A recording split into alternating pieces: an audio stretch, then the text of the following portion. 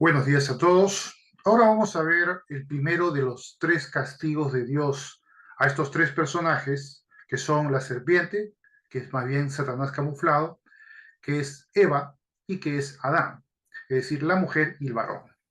Bien, ahora vamos a ver cómo esta maldición o este castigo a la serpiente implica, en cierta manera, una gran profecía de lo que sucedería desde entonces, a lo largo de toda la historia de la humanidad, hasta su final, concretamente hasta el final de la propia serpiente, es decir, el final de Satanás.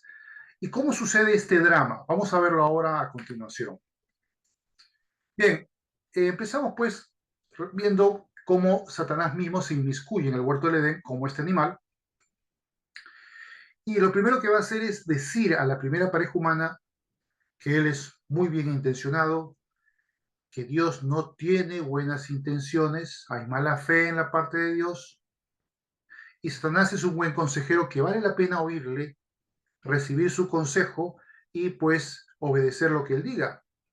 Y ese fue el engaño de Satanás para Eva y luego también para Adán.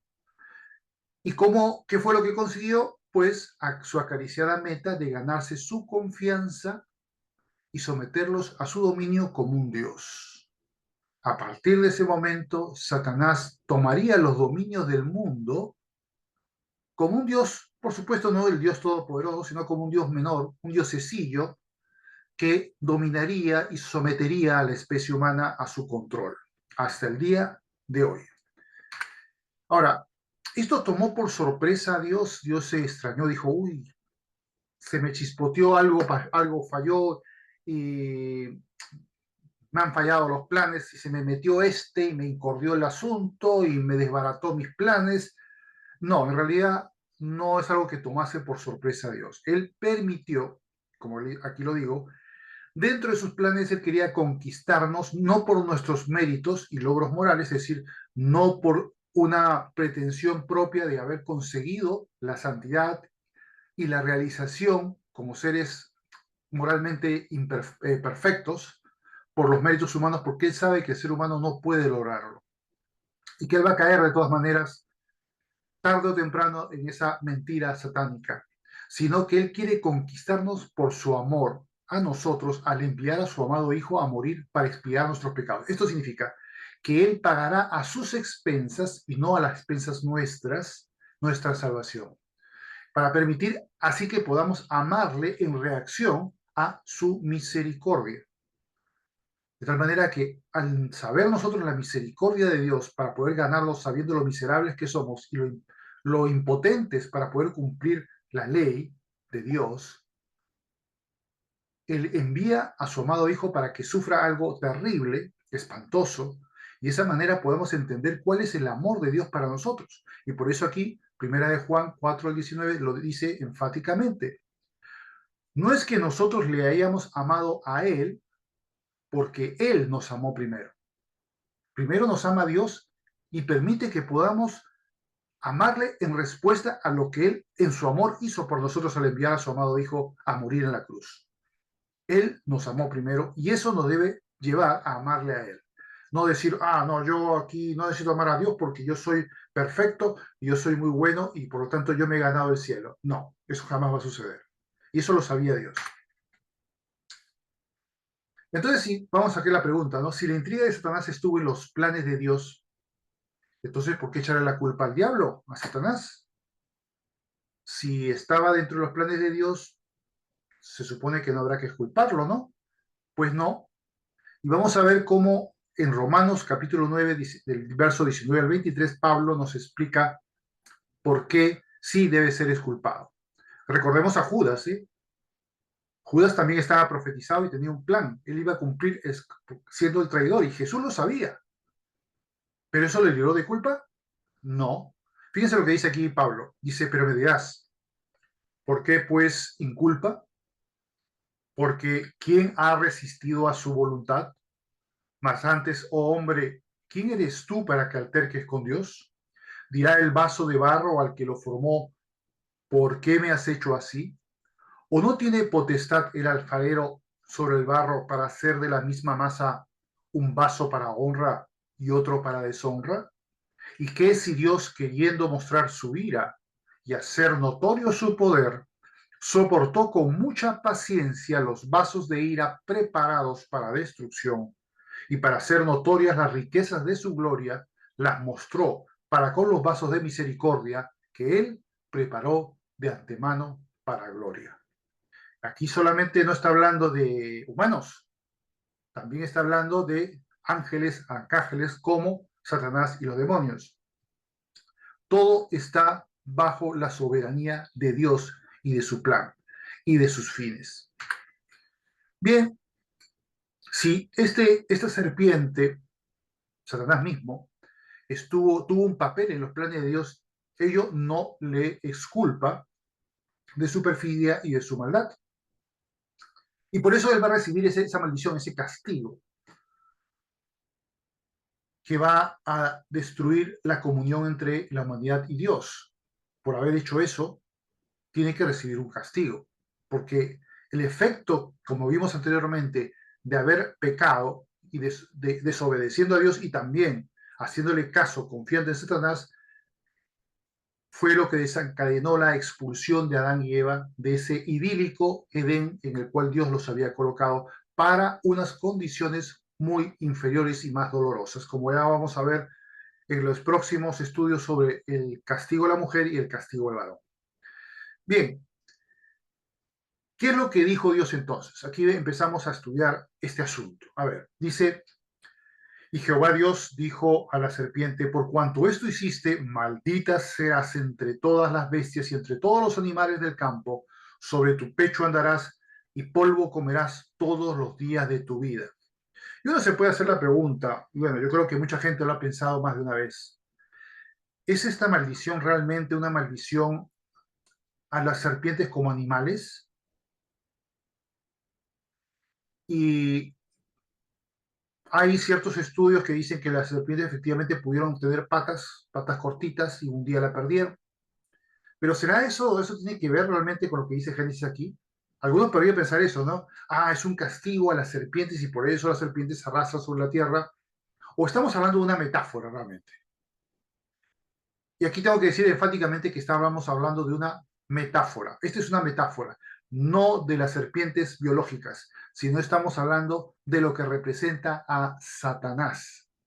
Es Satanás el que será maldito, y el hecho de comer el polvo todos los días de su tierra es precisamente un símil de su postración, de su humillación, de su derrota y del penoso fin que le espera a Satanás.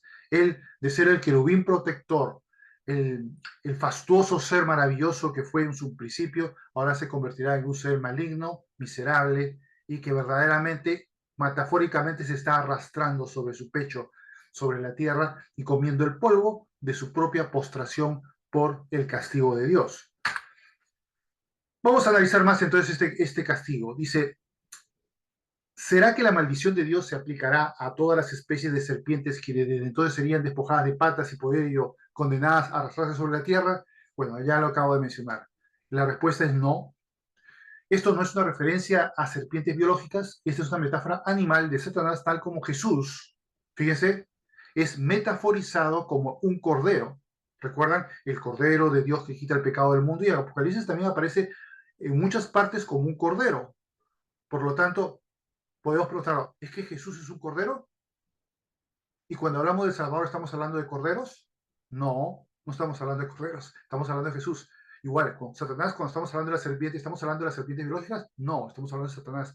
Y tampoco estamos hablando de las palomas para referirnos que las palomas son el Espíritu Santo. Efectivamente no. Pero cuando desciende sobre Jesús en el bautismo, va a suceder efectivamente que las palomas, una paloma, perdón, va a descender sobre Jesús. Pero no significa que la paloma sea el Espíritu Santo. Y que todas las palomas, por lo tanto, son una parte del Espíritu Santo. Por supuesto que no. Es una metáfora, es una manifestación animal, física, biológica, pero de una realidad totalmente distinta, de otro ser. Bien, ¿por qué decimos que la serpiente es Satanás? Porque claro, uno dirá, bueno, ¿y de dónde saca uno eso de que la serpiente es Satanás? ¿Dónde lo dice?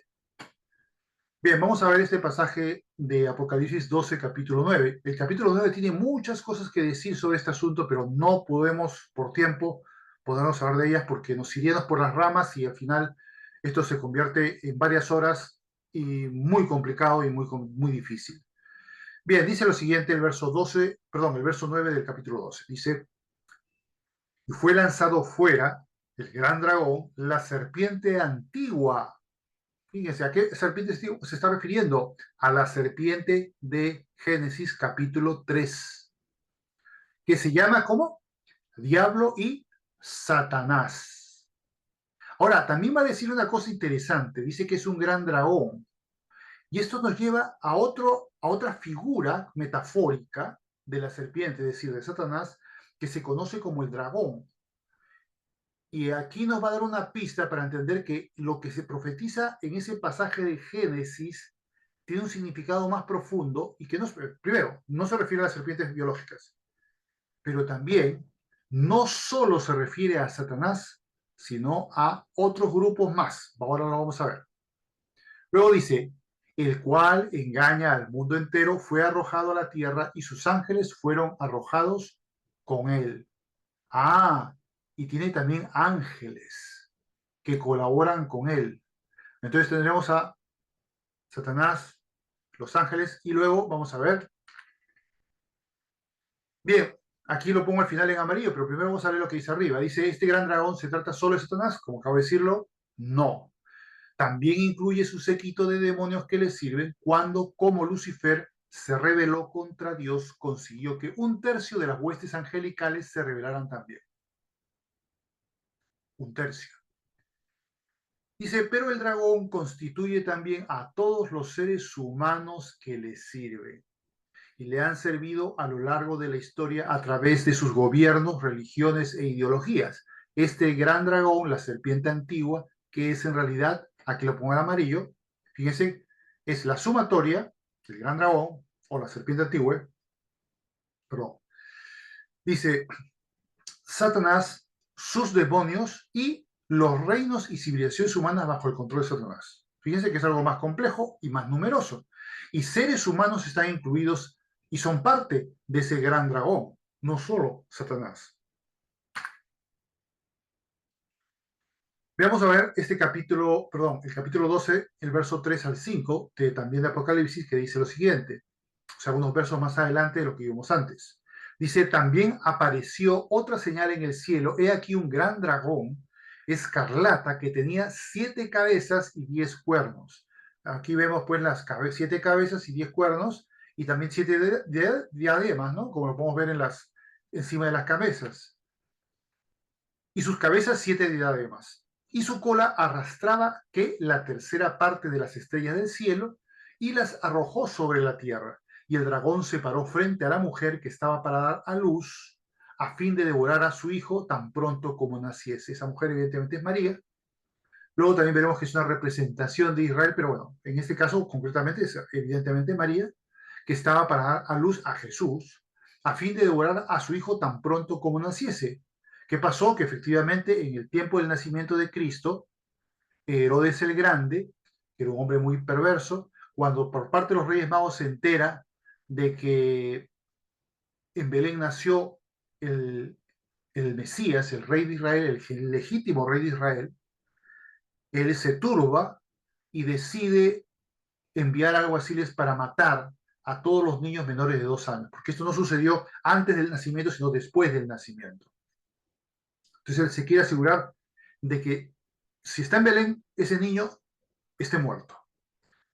Dios impide que eso suceda y la familia, los padres de Jesús, José, su padre putativo, y su madre biológica, que es María, van a Egipto a refugiarse y no retornan a Galilea hasta que muere Herodes el Grande. Efectivamente, se cumplió tal como lo dice aquí Apocalipsis. Ojo, que cuando lo dice aquí Apocalipsis ya había sucedido. O sea, está en el capítulo 12 de Apocalipsis, es una recapitulación histórica de lo que ya había sucedido. Cuidado, ¿eh? Por lo tanto, aquí vemos, pues, eso exactamente.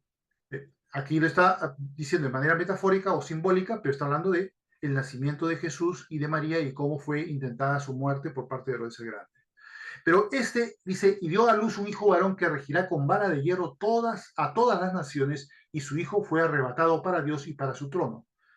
Él ascendió después de su ministerio, de su muerte y resurrección, ascendió a los cielos.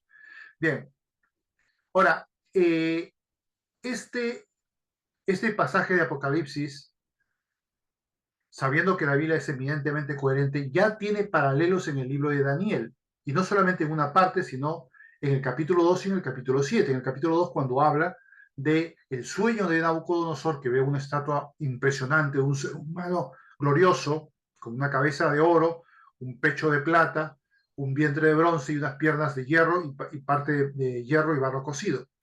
Y ahí se ve que ese gran dragón también es los reinos de la tierra, ¿no? Y también el capítulo 7, la visión de las cuatro bestias, también los menciona las mismas características y define, lógicamente, que se refieren a cuatro grandes imperios humanos muy poderosos, que son el imperio babilónico, el tiempo de Nabucodonosor estaba ahí presente, luego viene el imperio persa, luego viene el imperio macedónico con Alejandro el Grande de Grecia y finalmente el imperio romano. Ahora, alguien dirá, bueno, pero el Imperio Romano ya se acabó, ¿por qué hablas del Imperio Romano?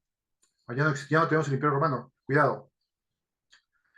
No solamente hablamos del imperio, sino de la civilización romana. Estamos todavía dentro de la civilización romana. Tenemos el derecho romano, tenemos sistemas políticos procedentes de Roma, tenemos el alfabeto latino, que se usa incluso entre los países, hasta en China, hasta en Japón, hasta en África, en cualquier parte del mundo vas a encontrar el alfabeto latino. Es el alfabeto más común del mundo. Y por lo tanto, los, digamos, elementos de la civilización romana todavía hoy en día están presentes. Por lo tanto, Roma, dentro de la profecía, es lo que hay hoy en día. Bien, ahora viene esta pregunta también muy interesante. ¿Qué significa entonces que ande sobre su pecho y coma el polvo? Ya había hablado algo sobre eso, pero vamos a ver aquí. Dice, esta maldición de Dios es una referencia a la degradación de Satanás y de todos sus colaboradores quienes no conseguirán sus propósitos. Es decir, aunque por un tiempo parezcan triunfar y vencer, su tiempo es limitado y pronto encontrarán el juicio de Dios. Eso pasa exactamente con los grandes imperios del mundo y los grandes regímenes totalitarios también, que por un momento parecen ser poderosos y vencer, pero al final son derrotados, al final se viene abajo. Todo este mundo será finalmente derrotado y pulverizado en la segunda venida de Jesucristo, cuando los dominios del mundo sean recuperados por Dios y se instaure el reino de Dios en la tierra que nunca será destruido. En el sueño de Nabucodonosor, él ve esa impresionante figura humana y luego es lanzada una piedra, no con mano, que toca los pies y todo se viene abajo y se pulveriza y el viento se lo lleva. Y luego esa piedra se convierte en una gran montaña, el reino de Dios para siempre, que nunca más será derrotada, ni derrocada, ni desaparecerá, prevalecerá para siempre. Sin embargo, esos reinos desaparecieron por completo. Es el final del dragón, el final de esa serpiente antigua que ha estado controlando esos demonios, esos seres humanos durante tantos siglos a lo largo de la historia. Van a terminar destruidos. Entonces lo que vamos a ver ahora va a ser algo muy interesante, que el segundo verso que nos habla del juicio a la serpiente va a ser la profecía de una gran confrontación entre dos sectores de la humanidad. Veamos lo que dice el capítulo, capítulo 3, verso 15. Dice, y pondré enemistad entre ti y la mujer, y entre tu simiente y la simiente suya. Esta te herirá en la cabeza y tú le herirás en el calcañar. Entonces ahora nos preguntamos, bueno, a ver, va a haber enemistad, bien, entre ti. ¿Quién es el ti? Bueno, la serpiente, pero ¿qué? ¿Solo la serpiente? Hemos visto que no, la serpiente es más cosas, es el gran dragón. Y la mujer, ¿y quién es la mujer? ¿Es Eva nada más? O sea, ¿se trata solamente de esa serpiente que estaba en el árbol y Eva? No, es una metáfora de dos sectores de la humanidad. Ahora vamos a ver en qué consiste. Dice que ella le herirá en la cabeza. ¿Y eso qué significa? Y tú le herirás en el calcañar. ¿Y eso qué significa? No es tan fácil esto, ¿eh? Alguien puede decir algún disparate, pero no, esto hay que pensarlo, razonarlo y estudiarlo para poder entenderlo. No es tan sencillo, pero vamos a decirlo rápidamente. Bien, cuando Dios dice, pondré enemistad entre ti y la mujer. ¿Se está refiriendo acaso a Eva o la serpiente? Hemos dicho que no. Por el contexto de todo el pasaje, lo que veremos es que en realidad se refiere a dos linajes que se convierten en dos sectores de la humanidad que están confrontados. El primero, los humanos que por servir a Satanás son parte del dragón. Esos hay muchos. Y dos, los siervos humanos de Dios redimidos por Cristo de todas las épocas, es decir, los del antiguo pacto también, porque aunque no tuvieron a Jesús como los del nuevo pacto, por fe también creyeron en Dios y esa redención es del futuro, pero va a también a afectarles por su fe. Van a ser también redimidos. Y los que ya son posteriores a Jesús, pues por el conocimiento de Jesús y en reacción a su conocimiento, creer en Él y recibirle en su corazón. De esa manera serán salvos. Esos dos grupos, el antiguo y el nuevo, se juntan en ese Israel de Dios y ese es el otro sector de la humanidad, que estará confrontado con el sector de los siervos de Satanás, los que son el dragón.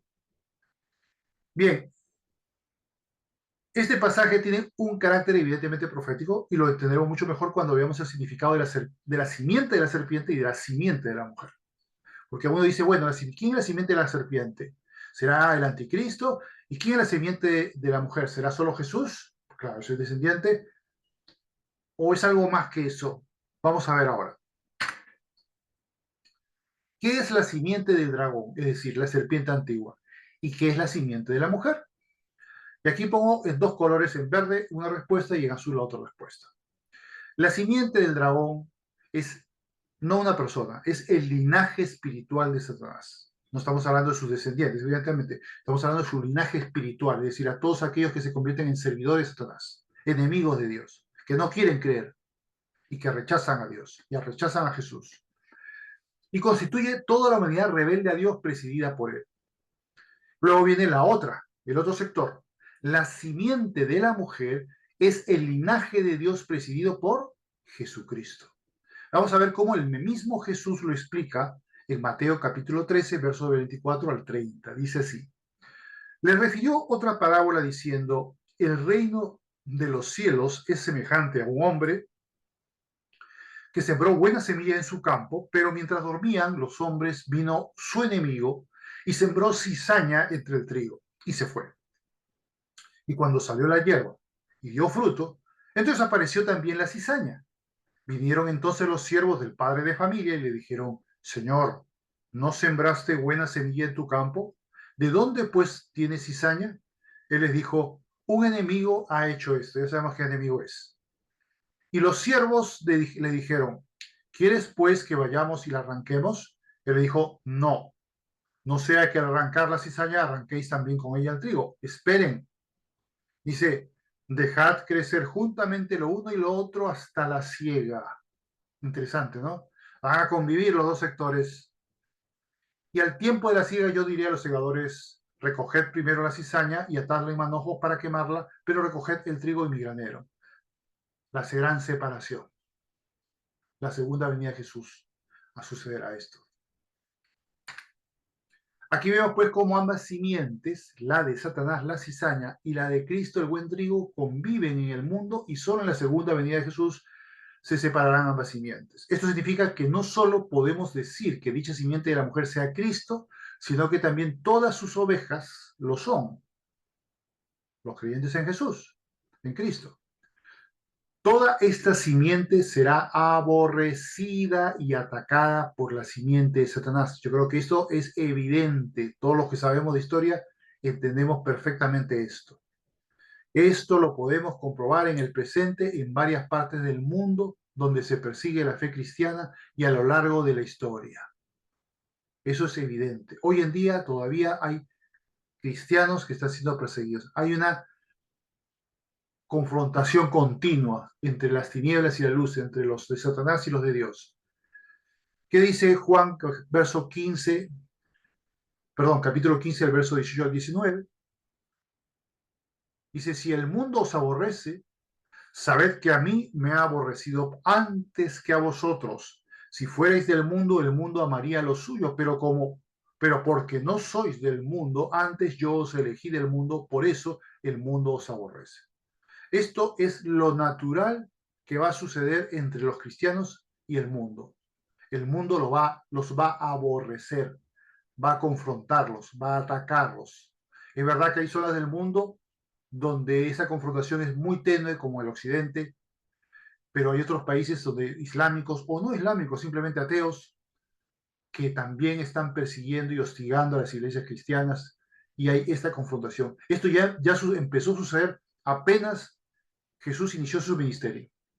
Ya empezó la posición, ya empezó la pugna contra los cristianos, contra Jesús, sus discípulos, y luego contra todos los cristianos en los siglos venideros, hasta el día de hoy. Bien, ¿qué significa entonces que la mujer hiera en la cabeza al dragón? ¿Qué quiere decir esto? Bien, la cabeza, el término en hebreo, no se refiere literalmente a esa parte del cuerpo. Por supuesto que es una referencia de la cabeza tal cual, pero es un símil, es una metáfora, sino a la jefatura del dragón, la cabeza, es decir, lo que prima, lo que gobierna, es decir, a la autoridad del mismo, y este es el mismo Satanás, también conocido como el diablo, el acusador. Por ello, Cristo, como simiente principal de la mujer, porque eso lo va a hacer Cristo, herirá la cabeza del dragón ejecutando primero su expulsión de su dominio como propietario del mundo al morir en la cruz y resucitar victorioso. Y en segunda fase, ejecutar su condena final en el lago de fuego y azufre. Vamos a ver ese punto. Estas dos fases, la primera, la expulsión. Lo dice Apocalipsis 12:10. Entonces oí una gran voz en el cielo que decía, ahora ha venido la salvación, el poder y el reino de nuestro Dios y la autoridad de su Cristo, porque ha sido lanzado fuera el acusador de nuestros hermanos, el que los acusaba delante de nuestro Dios día y noche. ¿Cuál es la segunda fase? Ya la primera es expulsarlo y la segunda fase es ya su término final, porque el que esté expulsado, el acusador, empieza en la cruz como decreto al juicio de Dios y se ejecuta en su segunda venida. Pero él todavía no está todavía terminado. Todavía no empezó la segunda fase. La segunda fase es cuando pasa el milenio, viene el gran juicio del trono blanco, el juicio final, y ahí es enviado al lago de fuego finalmente. Ahí recién, cuando los demás, la humanidad impía que le colaboró, es enviada al lago de fuego y azufre, el diablo también lo será. En Apocalipsis 20:10 dice, y el diablo que los engañaba fue lanzado en el lago de fuego y azufre donde estaba la bestia y el falso profeta, y serán atormentados día y noche por los siglos de los siglos. Ahora, aquí hay una observación que pongo aquí al final, que es interesante notarla, es que, ¿se acuerdan que en Apocalipsis habla de la bestia, del falso profeta y de Satanás, que es el dragón? Y uno dice, y bueno, los tres se van juntitos al lago de fuego. No. Al principio, luego de la segunda venida de Cristo, van a ser lanzados al lago de fuego la bestia, el anticristo y el falso profeta. Ya después de 1000 años del milenio, o lo que pueda representar eso, también hay una controversia al respecto, si puede ser un tiempo más grande, no lo sabemos. Y cuando suceda ya el juicio final, ya los otros ya están en el lago de fuego. Y en ese momento que Satanás, quien todavía no está en el lago de fuego, ahí recién es enviado para siempre al lago de fuego. Entonces, ¿eso qué significa? Aquí lo digo, notemos que el anticristo y el falso profeta ya fueron previamente enviados al lago de fuego luego de la segunda venida de Cristo, para posteriormente, luego del milenio, sea el mismo Satanás lanzado al lago de fuego. Y aquí termino sentenciando. Esto es lo que significa herirlo en la cabeza. Su fin, su muerte, su destrucción final, el ser lanzado al lago de fuego y azufre. Ahora, ¿qué significa que el dragón, no solamente Satanás, es también los demonios, también la humanidad impía, hieran el calcañar de la mujer? Dice, el calcañar es el talón y una herida allí hace difícil caminar. Esto es pues una metáfora de hacer tropezar, o más concretamente es una figura de engañar a los seres humanos. Para esto Satanás se ha servido del engaño a través de filosofías y sutilezas ideológicas para que los humanos que le sirven se encarguen de engañar a los demás. Es decir, no significa que él mismo va a engañar. Tiene demonios, tiene personas que lo van a hacer gustosamente. Vamos a ver tres pasajes que aclaran esto. Dice segunda de Juan 1:7, porque muchos engañadores han salido por el mundo que no confiesan que Jesucristo ha venido en carne. Quien esto hace es el engañador y el anticristo. ¿Ven? Estamos hablando de personas.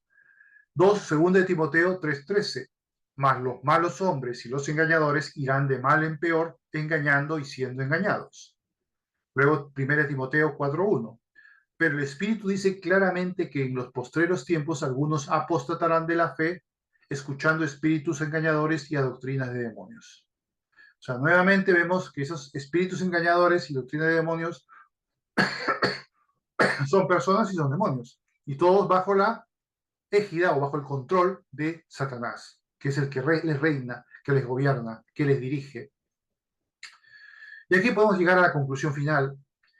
En conclusión, la maldición a la serpiente es la profecía de su derrota final, pues procedente del mismo linaje de Eva, de aquella mujer que hizo caer, saldrá Jesucristo, el Mesías y Rey, quien finalmente lo destruirá para siempre. Y aquí hemos terminado. El próximo estudio nos toca pues tratar esos pasajes que refieren a el castigo de Dios a la mujer, es decir, a todo el género femenino hasta el día de hoy. Y vamos a tratarlo, pues también muy interesante. Eso es todo.